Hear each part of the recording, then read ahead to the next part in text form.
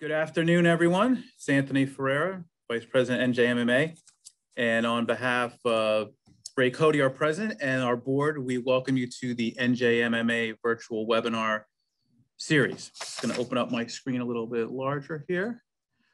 Before we get started, I just wanted to have a couple of announcements. We will have our next NJMMA virtual webinar series this Friday at noon regarding marijuana legislation.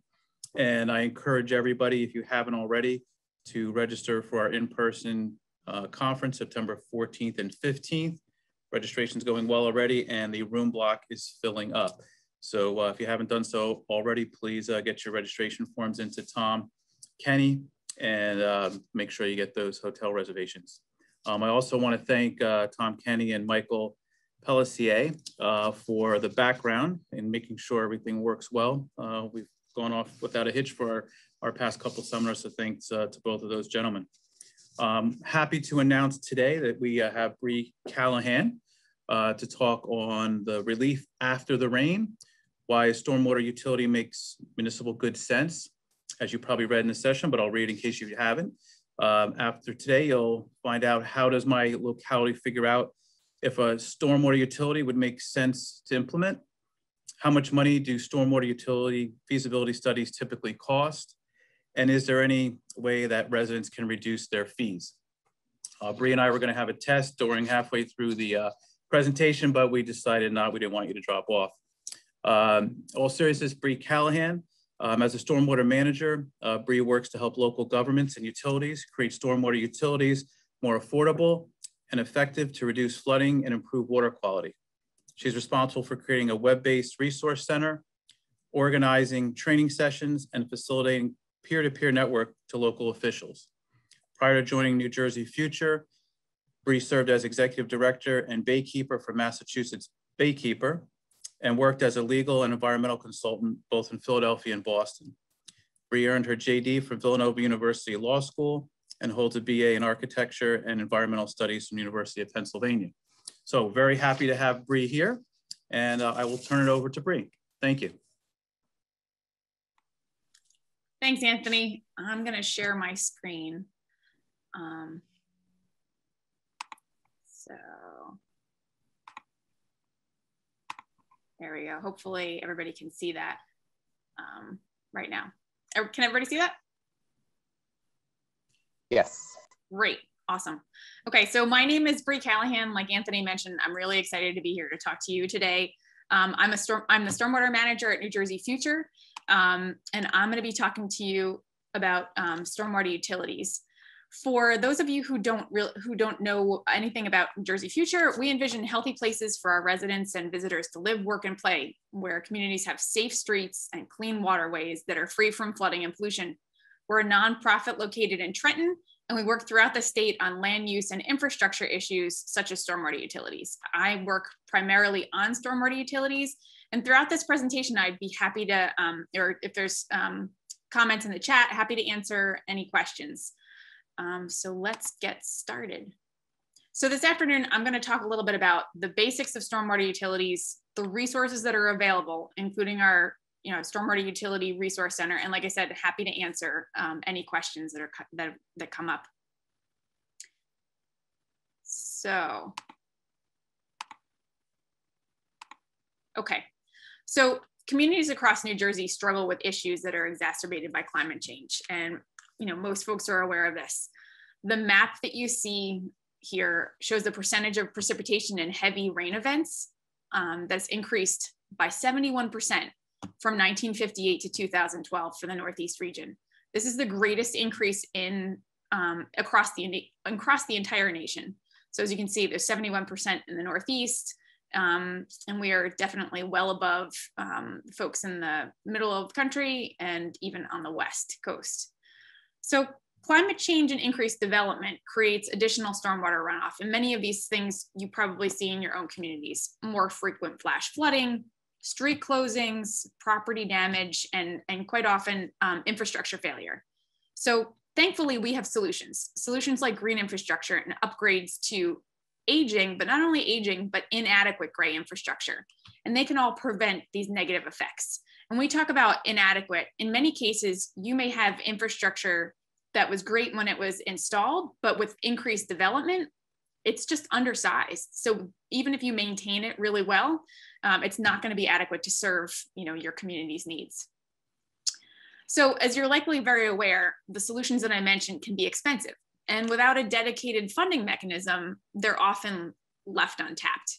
And one of the ways to pay for them is through a stormwater utility. So what is a stormwater utility? A stormwater utility is a dedicated funding mechanism. It's specifically enacted to address stormwater issues. So it's similar to a water or sewer utility, and our enabling legislation in New Jersey provides that the funds collected can only be used to pay for stormwater purposes. And that's something that's really important, and we'll talk about a little bit more. So you're probably wondering what it looks like throughout the rest of the country. Throughout the US, there are close to, actually there's a little over at this point, over 2,000 stormwater utilities throughout the country. They serve diverse communities ranging in size from 88 in Indian Creek Village, Florida, to 3 million in Los Angeles, California. So as you can see on the maps here, on the left, the map to the left depicts the number of utilities in the state by state in 2009, while the map on the right shows the number of utilities by state in 2019. So you can see that there's been a vast increase in the number of utilities. In addition, these maps were actually taken from Western Kentucky University's Stormwater Utilities Survey. And in addition, they have it broken out by political leanings, whether it's more Democratic or more Republican, and it really makes no difference. Stormwater utilities are found in both red and blue states. So what about New Jersey? Taking a step back, I'd like to briefly talk about our enabling legislation in New Jersey and the basic information about the mechanics of stormwater utilities. So the Clean Stormwater and Flood Reduction Act was signed into law by Governor Murphy in 2019. The law is permissive, so that means it allows and doesn't require local governments to establish stormwater utilities. So it's not something that you have to do, it's something that is a tool that you can use. If established, the stormwater utilities are required to collect fees based on the amount of stormwater a property generates. So this is typically a function of how much hard or impervious surfaces are on a property. We're talking rooftops, we're talking driveways, we're talking patios. In terms of establishment, the utilities can be created by municipalities, counties, groups of municipalities, and sewerage or improvement authorities. And it's important to note that no new infrastructure has to be created. The user fee can be implemented by existing infrastructure, which would actually be the best and most beneficial because it would provide cost savings. You're not recreating, you're not creating a whole new commission. It can be tacked on to, whatever infrastructure you have that exists. And as I mentioned earlier, and can't stress enough, the funds generated from the utility fees are dedicated solely to stormwater management. So they can't be used for anything else. Okay, so what are the key attributes of a stormwater utility? First, a stormwater utility is equitable. It's widely considered the most equitable way to fund stormwater throughout the country. As we discussed earlier, a property is assessed a stormwater utility fee based on the amount of impervious cover that it has. So the more stormwater that's generated from a property, the more the property owner will be asked to contribute to address the problem. When stormwater costs are actually recovered through other funding mechanisms, like in many cases, they're recovered through taxes or sewer charges, tax-exempt properties are properties that don't have any water or sewer services, like parking lots, wouldn't pay their fair share of the cost of managing stormwater. Also, large entities that do have a water sewer bill, such as shopping malls, are essentially being subsidized by other taxpayers given the amount of stormwater that they generate. So a stormwater fee is a user fee in this respect. And as a fee, it's constructed to match the cost of the program. The next is that a stormwater utility is dedicated, meaning that the funding can only be used for stormwater expenses, like I mentioned earlier, and can't be shifted to pay for any other expenditures. So that in and of itself is extremely useful. And the legislation provides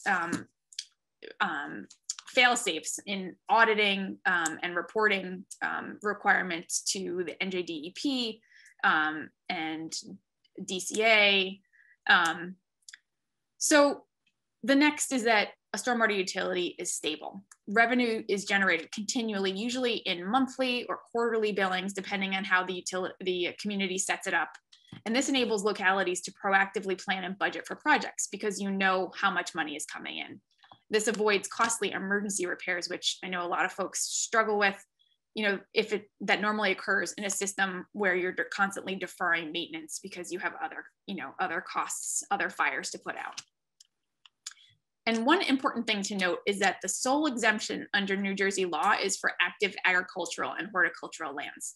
So everyone would pay their fair share based on their amount of impervious cover. So this brings us to more benefits. Some of the key benefits of a stormwater utility are that you can plan ahead to build much needed infrastructure. You can not only plan ahead in terms of logistics, but also for funding. If you're looking into, alternative sources of funding, whether there are grant programs or iBank funding. So it gives you more flexibility. You can tackle these environmental problems in a proactive and cost-effective manner. And this can all be done while creating a stable source of income for the work. You know how much money is coming in. Also, stormwater infrastructure projects can support the local workforce and improve property values of neighborhoods. We've seen examples across the country where AmeriCorps grants have been used to be able to support and educate the local workforce, and it just has wide-ranging benefits. And like I said, improving the property values of neighborhoods. If you're not, walking through combined sewer overflows because you have a better storm sewer maintenance and management, and you have a stable source of funding, it's going to improve your property values. So let's get, sorry about the train. Always good timing. So let's get further into why our stormwater utility can make municipal good sense. As we mentioned earlier, the fee is equitable, and by equitable, I mean fair. The fairness extends not only to additional costs required to address these ongoing problems, but also the base cost of the existing service. And in terms of, we're very focused on the equity piece and making sure that overburdened communities who struggle with funding, this is the most equitable way to be able to pay for stormwater costs. In Camden, New Jersey, they actually decreased the cost of their storm sewer rates because they actually, increased the capacity and capability of their system, and it brought down their costs. So they were able to transfer it on to their customers. And actually, I could probably come up with the numbers at the end of this presentation, but it's pretty interesting. So financially, a stormwater utility gets to the heart of program funding gaps. And this is extremely important. I mean, I know in many cases, there are situations where, your level of service is not what you want it to be. And so the stormwater utility provides, the ability to be able to get to these gaps. Also, as to the 2% tax levy cap, capital costs are exempt from the cap because they can fluctuate significantly. And it would be unfair to strap a town's budget in the year following a large capital expenditure. So an operations and maintenance is not exempt. So the process of moving these costs to the stormwater utility creates room within the cap so that the town can make a decision about reducing taxes or funding other critical programs and services, like I mentioned earlier. So all these operations and maintenance costs are outside of the 2% cap, giving you more room if you're up against the cap. So let's talk a little bit about water sewer fee versus user fee funding. This is a slide that I borrowed from a presentation in Harrisburg, Pennsylvania. The pie chart on the left reflects what the residential versus non-residential customers would pay based on water sewer fees, and the pie chart on the right reflects what they would pay based on impervious area, which is what stormwater utilities are based on and what our legislation in New Jersey provides. With the stormwater user fee, residential customers would actually pay 23% of the costs, which is down from 48% of the costs if property tax revenue supports the program. So this is due to the fact that under a stormwater utility, the fee distribution is based on impervious area. Whereas under tax base, it's based on, you know, what your property taxes are. Okay, so what can a stormwater utility pay for? This is really important. This is what most folks want to know. Stormwater utility, as per our legislation, provides that it can pay for establishment of the utility itself. You can roll those costs into the utility. It pays for capital expenditures, includes planning and design, engineering, acquisition, construction, and improvement of stormwater management system. And this includes green infrastructure components. I know a lot of folks are really curious, interested in green infrastructure. It has a lot of triple bottom line benefits. And this would include green infrastructure installments. It includes operations and maintenance. You're talking about service requests, street sweeping, catch basin cleaning, even snow removal, culvert maintenance, pipe repairs, and maintenance of those GI infrastructure installations that I mentioned a little bit earlier. It includes asset management, program development activities for the stormwater management system, public outreach and education. So any public or outreach or education related to stormwater management. I know a lot of folks have requirements through their MS4 permits. This can pay for that. And then additional things like administrative costs, staff or service costs for billing invoice, requests for fee credits, legal review, general office overhead, NJIPD's compliance activities, monitoring and inspection activities, and many more. And also, now that localities are needing to pay for climate change incorporation into their planning documents with NJ Pact and the requirements of new stormwater rules, these are all things that could be paid for through a stormwater utility. Okay, so another important thing, this is a kind of a dense slide with a lot of wording, so apologies about that, but just getting to the point that credits are required for any property owners to reduce their demand on stormwater systems or to reduce the utilities costs. So I guess what it kind of goes to is that credits, as per the legislation, are required. So a municipality or any infrastructure that's setting up a utility has to provide credits. And by doing so, their credit structure allows folks to minimize their fees. If they do things like install a rain garden or disconnect downspouts, it even qualifies for public education. So if a property owner is educating the public, providing demonstration, rain gardens, something like that, they would be eligible for credits. And each municipality or sewerage improvement authority, however they set it up, they have control over how the credit system is set up. Okay, so let's talk a little bit about process. I will briefly go through the key milestones. So here you can see the 8 basic steps to establish a stormwater utility.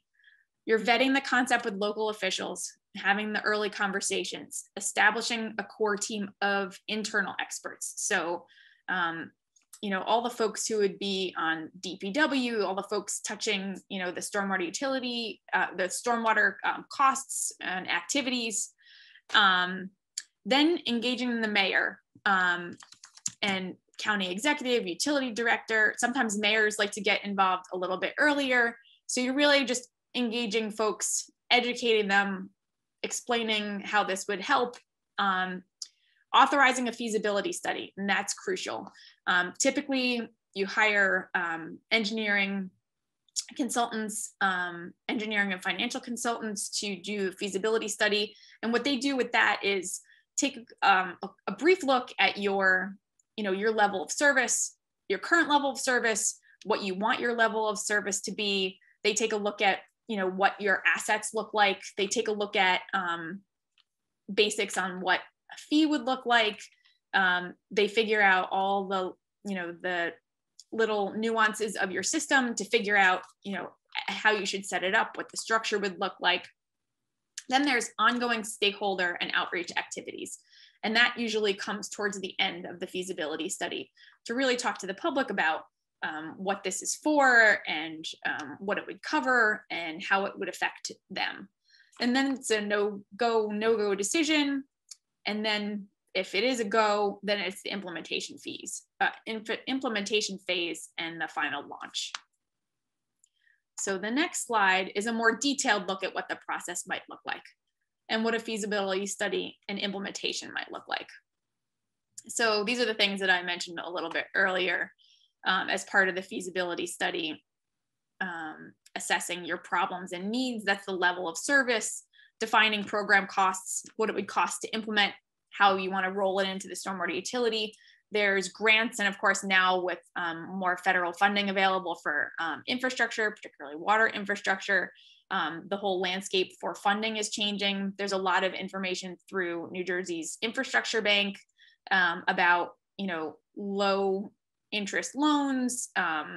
Also, I know in CSO communities, and there's typically 50% forgiveness on certain projects, and we can talk a little bit more about that later if you're more interested in that. I'm happy to chat about that offline.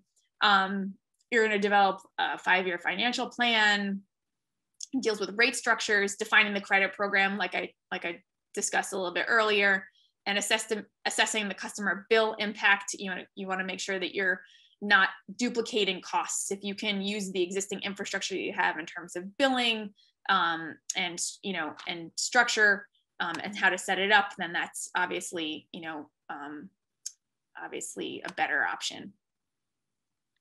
So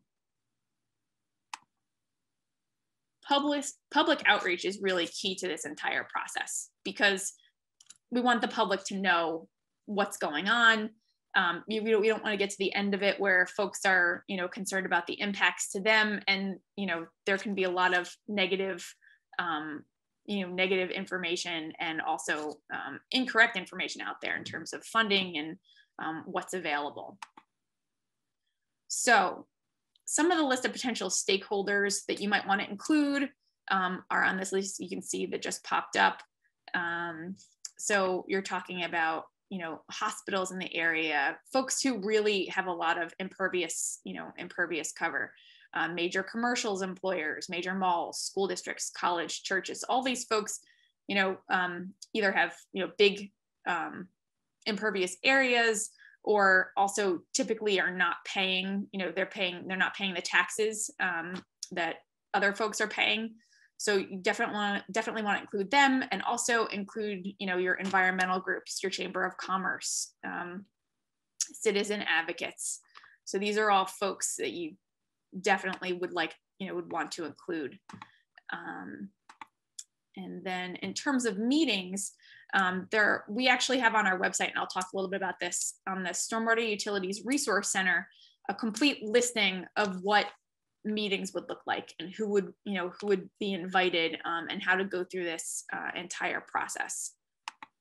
So that actually brings me to the Resource Center. So now that we've talked about stormwater utility basics, I'd like to introduce our Stormwater Utility Resource Center, and you can find this at stormwaterutilities.njfuture.org, and I can drop this in the chat later. So the purpose of the Resource Center. In the designing the Resource Center, we set out to accomplish 3 specific things. We wanted to provide municipal and county officials and utilities with the tools to help them investigate a stormwater utility. So the technical, financial, legal information, but also to educate the public on stormwater utility basics. So people are coming at this from very different angles. They're coming at it from, I have no idea what stormwater is, to, help me put together a stormwater ordinance that I can, implement. And also to provide an ongoing repository for the latest information on stormwater utilities throughout the country. So the Resource Center has detailed information about how to get started, some of which I utilized when I was explaining about the public education and outreach. But these are things like how to manage stormwater, how localities typically manage stormwater right now, the way it is being tax funded, what options are available, what is a stormwater utility, what the key benefits are, the common myths. This definitely good to take a look at the common myths, because these are things that are going to come up in different areas, particularly during your outreach and education piece. It explains the New Jersey legislation and what other regulations municipalities are up against in terms of, you know, their MS4 permits or their NJPDES permits. And then really what it looks like around the United States, what other national best practices are out there. So this is probably the most important page in the entire site. It's a resources section that includes the latest information on stormwater utilities in New Jersey and across the US. Here you'll find overviews of stormwater utilities, technical legal documents, financial documents, public outreach examples and models. We have case studies from around the country.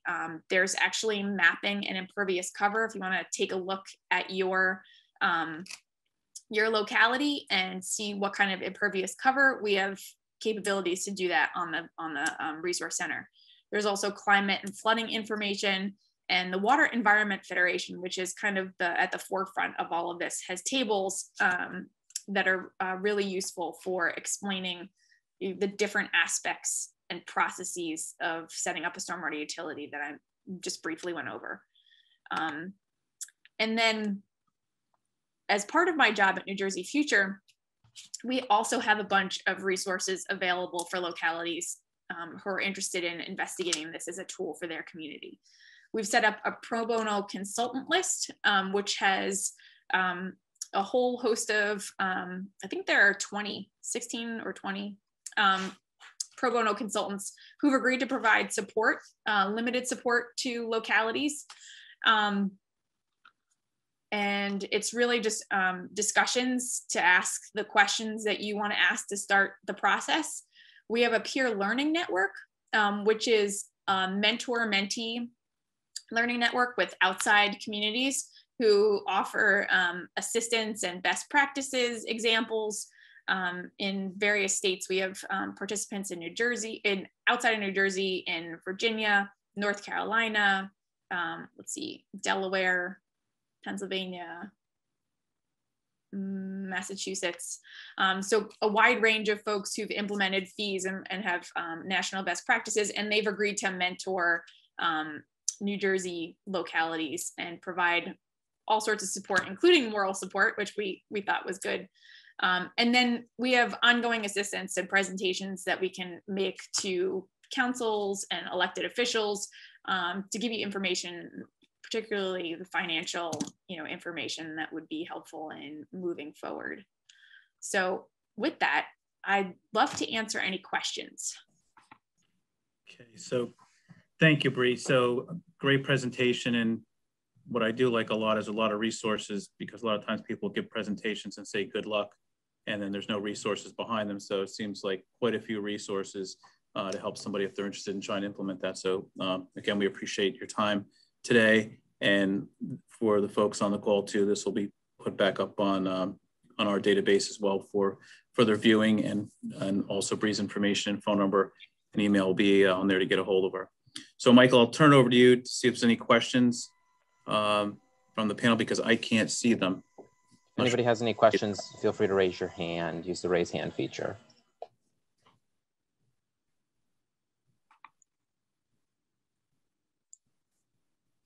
It's typically not a shy group, so let's see. There we go. Scott?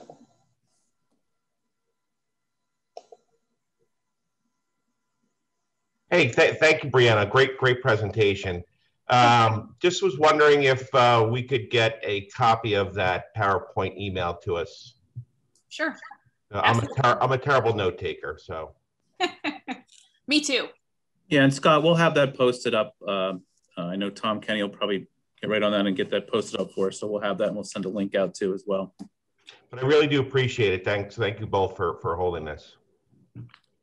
I just dropped the link to the Stormwater Utility Resource Center in the chat too. So folks could take a look at it there. Most of the information that I provided is on that, is on the Resource Center. Particularly the resources page is quite useful. Also the pro bono consultant list that I mentioned is on that page, and so is the signups for the peer learning network. And And then, then we have Tim. Oh, we got Tim. yes, I just Also typed in a question as well, but he has his hand up if you would like to speak it. Yes, thank you. Excellent presentation. So when this was going through the legislature, the Republicans in the legislature did quite an effective job of labeling this as the Great Rain Tax. Yes. And the county, at the time, freeholders, now county commissioners of many counties, including Monmouth, Hunterdon, Sussex, all really made a sport of this. And I'm trying to figure out, in a place like Piscataway, where we are doing a lot of development, there's a lot of apartments going in, there's a lot of warehouses going in, how do we sell this without it becoming the huge political issue of the year? Yeah, and that's the difficulty. If I could figure out how to do the anti-rain tax bumper sticker, I would be in really good shape. That's all I have to say. But really, what we've been talking to folks about is, you know, the cost of not doing something is actually more expensive than the cost of, you know, doing something. So, and I'm trying to think, I was on a presentation or a panel earlier today, and I have some numbers, but I think, don't quote me on this, but I'll try and figure it out while I'm working on it here. But I think in Camden, for example, they used infrastructure bank funding, and they upgraded their system and were able to put together the infrastructure improvements that they needed. And it actually reduced the rates for their homeowners. I think it was like something like $385 a month or a year per residents. And it ended up being $315 per year for residents. So I think to sell, or not really even to sell, basically what it is a stormwater utility is a tool. It's a tool that you can use if you have those, you know, those issues, people who are dealing with flooding and property damage, and, you know, folks that are dealing with HABs, harmful algal blooms. You know, they're losing revenue. They're losing, I think when there were harmful algal blooms up in the Lake Hopatcong region, they lost 7% of property values, dropped by 7% in, I think it was like a month or 6 weeks or something like that. So it's really the cost of not doing something. If you're suffering from all of, you know, those sort of issues, it's actually costing you in other ways. And like I mentioned with Harrisburg, when they actually broke out the numbers and looked at it and realized, oh my goodness, you know, the residential customers are actually paying for 48% of the stormwater, you know, costs, as opposed to, you know, with a stormwater utility, they were actually ended up dropping to 23%. And why that, you know, 48% might not seem so crazy when you're thinking about it, but if you actually think about who creates the most amount of stormwater, it's the parking lots, it's the, you know, it's the impervious surfaces, and the folks who are not currently paying tax-wise, they're not paying for their stormwater contribution. So when you think about it, it is inequitable, and it's costing residential customers more. I hope that answers your question.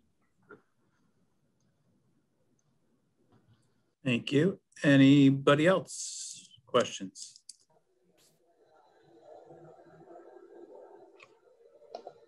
Doesn't look like it right now, no. Okay. All right. So I also wanted to thank our NJMMA Executive Director Alan as well for bringing Bree forward to me for this presentation. So I want to thank Alan for that as well. If no other questions, Bree, I thank you for your time today and the folks here on the call. And we will make sure that we get the information out for those here. I'm sure it's definitely something to think about and get back to your elected officials and your sustainable directors and engineer and DPW. So again, Bree, thank you for your time and for the folks here on the call. And have a good rest of the afternoon.